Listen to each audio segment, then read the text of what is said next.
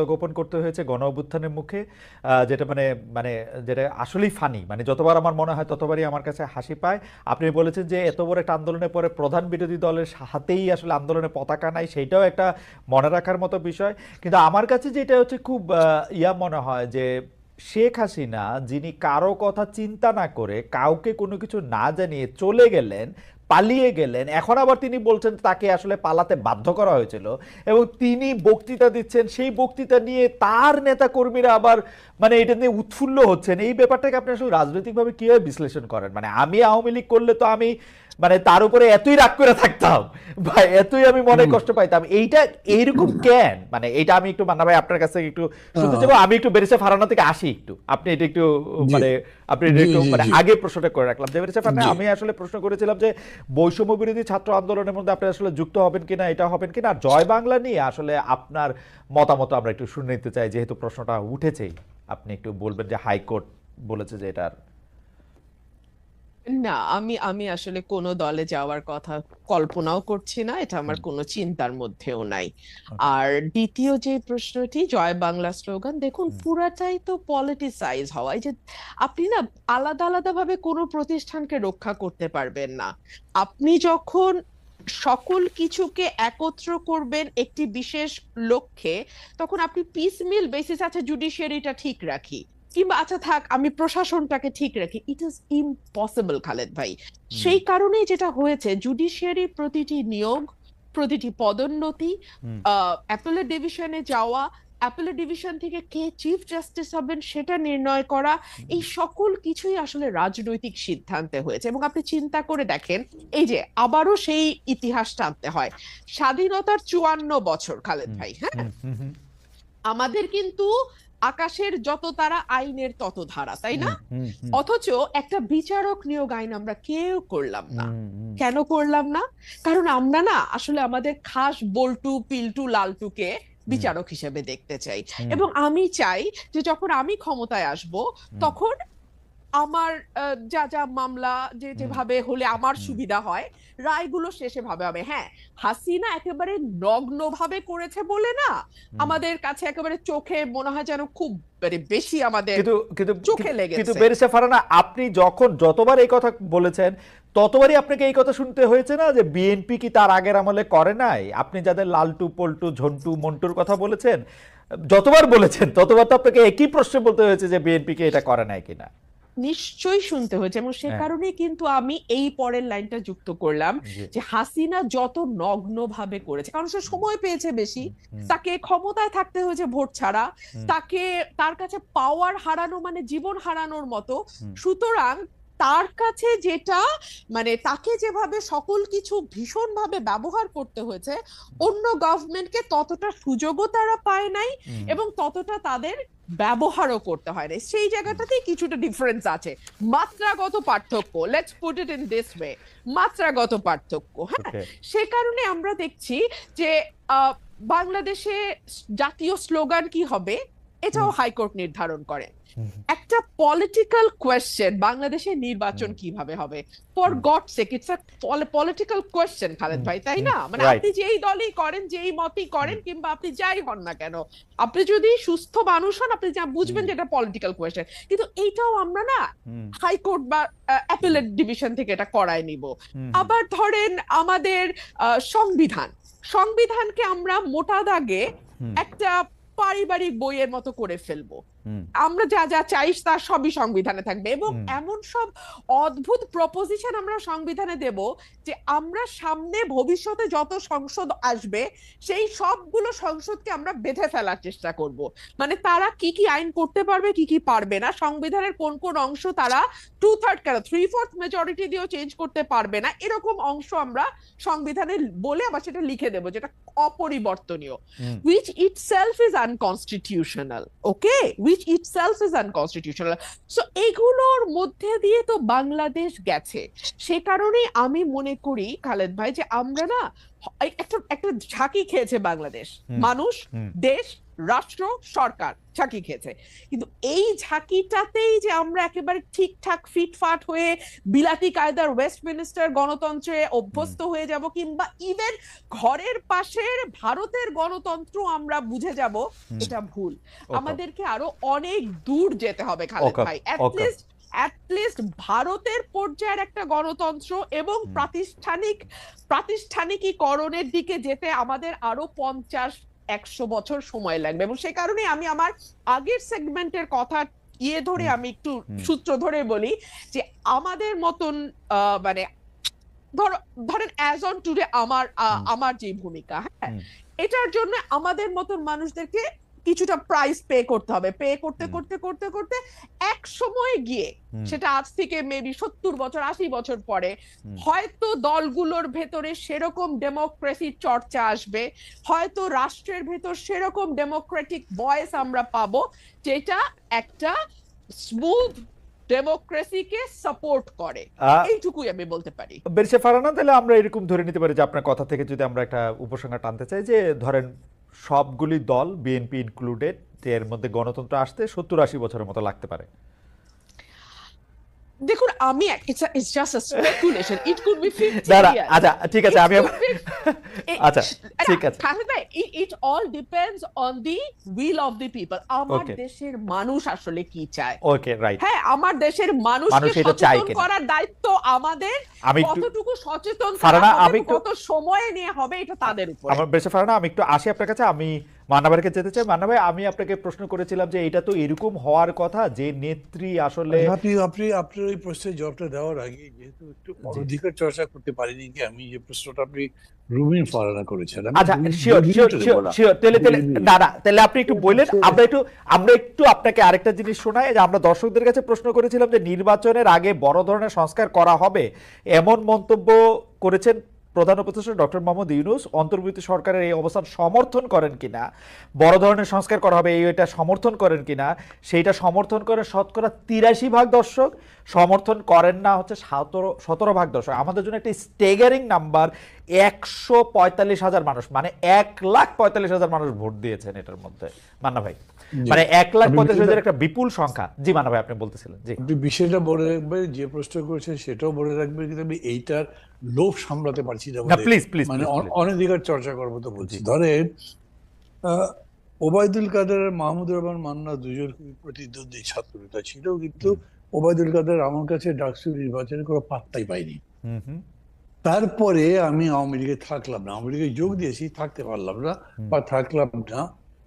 এখন ওবায়দুল কাদের আওয়ামী লীগের সাধারণ সম্পাদক হয়ে গেলেন। তখন আমাকে কোনো কোনো মানুষ এরকম করে বলেছে, ভাই ওবায়দুল কাদের সাধারণ সম্পাদক হয়ে গেল, আপনি দলটা ছেড়ে দিতে থাকলে আপনি তো হতে পারতেন।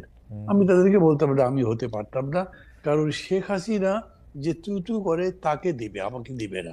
আমি ওটা জানি, বুঝি বলেই আমি ওখানে থাকিনি। এখন end of the day Khaled, আমি বলি যে আমি মনে করি I am right, Obaidul Quader রং। এখন কি অবস্থা দেখলে তো তাই বোঝাই যায়, খুব স্পষ্ট বলা যায়। তো এই কারণে যখন প্রশ্নগুলো করেন না আপনারা, বা ধরেন অন্যরা কেউ জিজ্ঞেস করে, যিনি জবাব দিচ্ছেন বা যাকে প্রশ্ন করেছে তাকে আপনার ভাবতে হবে যে এই মানুষটা উইথ অল অডস যেভাবে ফাইট করেছেন, that is the glory, that is the victory. এবং এইটা মানুষের মধ্যে কিন্তু ইনস্টিলড হয়ে যায়। না হলে আমি এখন মানুষের এত ভালোবাসা পাই কেন? আমি কিন্তু অনেস্টলি বলি, আমি মনে করি মানুষের ভালোবাসা প্রায় শিখতে আছি এখনো, এরকম দেখি।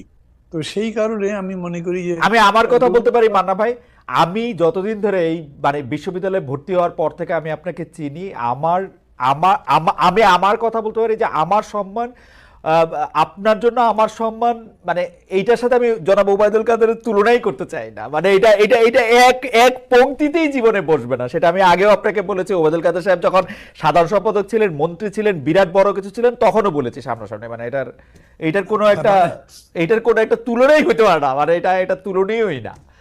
আপনি যদি মনে পড়ে গেল উদাহরণটা, সেই জন্য এটা বললাম। এই জন্য আমি মনে করি যে এটা রুল ভারতকে জিজ্ঞেস করার দরকারই নাই, সে যেটা করতে থাকবে, টাইম উইল পে হার, এটা আমি মনে করি। যাই হোক, আমি আপনার প্রশ্ন আসি। একটা জিনিস বলি, মানুষ খুব জটিল জিনিস। আমি এটা অনেক চিন্তা করেছি, যার লোকজনের সাথে কথাবার্তা বলতাম। হুম, মানুষ জটিল কেন? কারণ সবচেয়ে জটিল ম্যাটার হচ্ছে ব্রেন। হুম, এবং বলে যে একটা ম্যাটার যত জটিল হবে, যত কমপ্লেক্স হবে, তার মানে সেটা তত ডেভেলপ।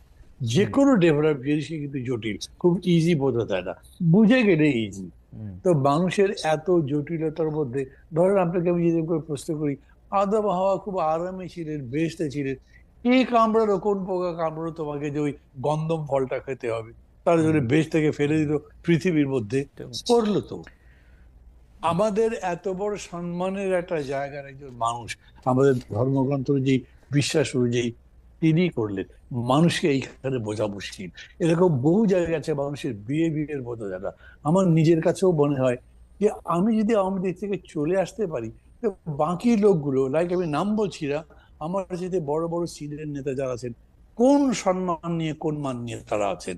আমার তো তাদের সাথে প্রায়ই কথা হতো, সবাই প্রায় কামতো কথা বলতে বলতে, এই শেখ হাসিনা এই অপমান করেছে, উনি সম্মান করে না, ওই অমুককে এটা দিল, এইরকম রেগুলার বলে। আর আমি তাদের বলি, ভাই এত কথা বলেন, তারপর ওর সাথে আছেন কেন? হুম, এখনো রুবেন এখানে আছে, তারপর আমি মনে করি সে বাইন্ড করে কিছু নেই।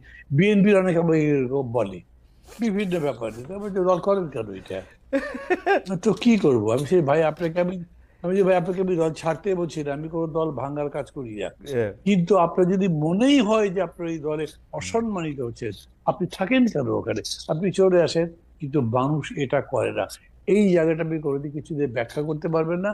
আর রাজনৈতিক ভাবে তো নয়, হ্যাঁ রাজনৈতিক ভাবে একটাই ব্যাখ্যা দিতে পারেন, তা জি, হচ্ছে তারপরেও যারা থাকে তারা আরো বড় কিছু পাওয়ার আশা করে। তারা মনে করে, আচ্ছা কথার কথা ধরেন, না মানে ভাই, আওয়ামী লীগ। মানে ভাই এই জায়গার মধ্যে আপনি যদি একটু জনগণের অবস্থাটা ব্যাখ্যা করতেন। নেতাদের কথা তো আমরা বুঝলাম, তারা হয় কোনো একটা হালুয়া রুটি অন্য কোনো কিছুর জন্য তারা এটার মধ্যে এটা থাকলো, না তারপরে না হচ্ছে যে আওয়ামী লীগে থাকলে অনেক, জনগণের কি প্রবলেম? না না, আলাদা করতে পারবেন না তো, আলাদা হ্যাঁ, করতে পারবেন না। এই জন্য যেগুলো অভিজ্ঞতা আমার আছে খুব। জি, আমি যখন প্রথম আমার এলাকাতে ইলেকশন করতে গেছি, হুম, তখন তো টেলিভিশনে আমার নাম বলে, আবার এলাকায় এরকম কোনো নেতাই ছিল না যাদের নাম হুম, টেলিভিশনে বলে, হুম, হুম, যাদের নাম রেডিওতে বলে। হুম, লোকজন শোনে আর আমাকে দেখে আর বলে, আপনি এত বড় নেতা, আপনার পার্টি কই? আমার পার্টির নাম কি? ডাব বই, এই নাম তো শুনি যাই। হুম, আমি তো ঠিক, দেখেন মানুষ আমাকে হুম, প্রশ্ন করেছে, হুম, আপনাকে যদি আমরা ভোট দিয়ে আপনি যদি জেতেন, আপনি তো সরকার করতে পারবেন না, তাহলে হুম, আপনি আবার কাজ করবেন কেমনে? হুম, তার মানে মানুষের মধ্যে পার্লামেন্টারি ডেমোক্রেসির ওই ফর্মেটে তার কাছে আছে যে মানুষ একজন জিততেই হবে না, তার মেজরিটি পার্টি মেম্বার জিততে হবে, তবে সে সরকার করতে পারবে, না হলে ইন্ডিভিজুয়াল একটাকে চয়েস করে আবার লাভ কি হবে? মানুষ হুম, এটা ভাবে। এই জন্যে ডেফিনেটলি আপনার পার্লামেন্ট, বুর্জোয়া পার্লামেন্টারি ডেমোক্রেসিতে it is a rule of the party. তো ওই পার্টি না করতে বলে তো হবে না। আমি মাহমুদুর রহমান মান্না যদি আজকে বাংলাদেশের মানুষ রায় দেয়, উনি হচ্ছে বাংলাদেশের সবচেয়ে ভালো মানুষ, সবচেয়ে জ্ঞানী মানুষ, সবচেয়ে বুদ্ধিমান, বিচক্ষণ, ইত্যাদি ইত্যাদি, কিন্তু আর কোনো পার্টি নেই, আবার কি দাম আছে? আমি তো ডক্টর ইউনূসের মতো চান্স পাবো? ডক্টর ইউনূস এত বড় নোবেল টোবেল পেয়ে আন্তর্জাতিক ব্যক্তি হুম, হওয়ার পরে একটা চান্স পেয়ে উপদেষ্টা হয়েছে, বাকি ওরকম কত লোক আছে, কেউ হতে পারেনি তো। কাজে ইন্ডিভিজুয়াল দিয়ে ওরকম পারবেন না আপনি, ওইখানে দল লাগবেই। এবং ওই কারণেই দল যদি বড় হয়, তাহলে দলের নেত্রী যিনি, তিনি একটা অখাদ্য হলেও মানুষ কি করবে ওটাই মুখে দিয়ে রাখবে, তার কাছে বিকল্প নাই তো, সেরকম করেই রাখবে। এটাকে মানুষের দোষ দিয়ে লাভ নাই।